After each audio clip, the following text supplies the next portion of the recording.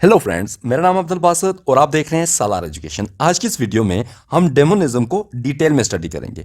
डेमोनिज्म को डेमोनोलॉजिकल या फिर pre classical school of criminology भी कहा जाता है।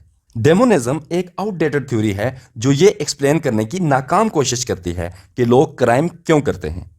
मैंने इस थ्योरी को आउटडेटेड इसलिए कहा क्योंकि इस थ्योरी को आज के टाइम पर कोई भी सेंसिबल पर्सन एक्सेप्ट नहीं करता, क्योंकि इस थ्योरी की बेस ना तो साइंटिफिक है और ना ही रैशनल है। अब आप सोच रहे होंगे कि हम इस थ्योरी को क्यों स्टडी कर रहे हैं। हम इस थ्योरी को इसलिए स्टडी कर रहे हैं क्योंकि ये पास्ट में क्राइम की काज बताने के लिए एक पॉपुलर एक्सप्लेनेशन रही है, तो इसलिए हम इसको स्टडी कर रहे हैं। इस सो कॉल्ड थ्योरी के मुताबिक इंसान बुनियादी तौर पर इनोसेंट है और वो अपने एक्शंस को खुद कंट्रोल नहीं करता, बल्कि उसके एक्शंस को सुपरनेचुरल फोर्सेस कंट्रोल करती हैं। इसके अलावा ये थ्योरी कहती है कि इस दुनिया में दो तरह की फोर्सेस हैं। पहली फोर्स है गॉड्स फोर्स, और ये कुव्वत इंसान को अच्छे कामों की तरफ राग़िब करती है।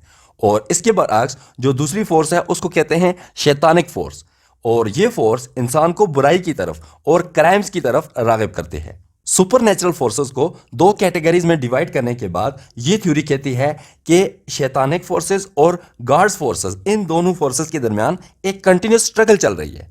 और जब एक शख्स के अंदर शैतानिक फोर्सेस खुदाई क़ुव्वतों से ज़्यादा ताकतवर हो जाती हैं तो वो शख्स क्राइम करता है।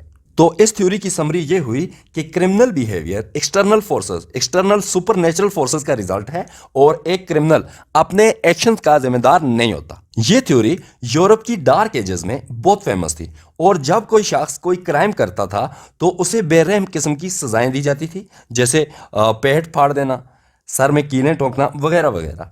इन सजाओं को जस्टिफाई करने के लिए ये आर्ग्यूमेंट दिया जाता था कि ये सजाएं क्रिमिनल का इलाज करने के लिए दी जाती हैं, यानी कि क्रिमिनल के ऊपर से जो शैतानी क़ुव्वतों की डोमिनेंस है, ये सजाएं देने के बाद वो डोमिनेंस ख़त्म हो जाएगी। ऐसा नहीं था कि ये सजाएं क्रिमिनल को ऐसे ही दे दी जाती थी, बल्कि एक एक्यूज को क्रिमिनल साबित करने के लिए उस वक्त की क्लर्जी एक खास किस्म का ट्रायल करती थी, जिसको कहा जाता है ट्रायल बाय ऑर्डियल।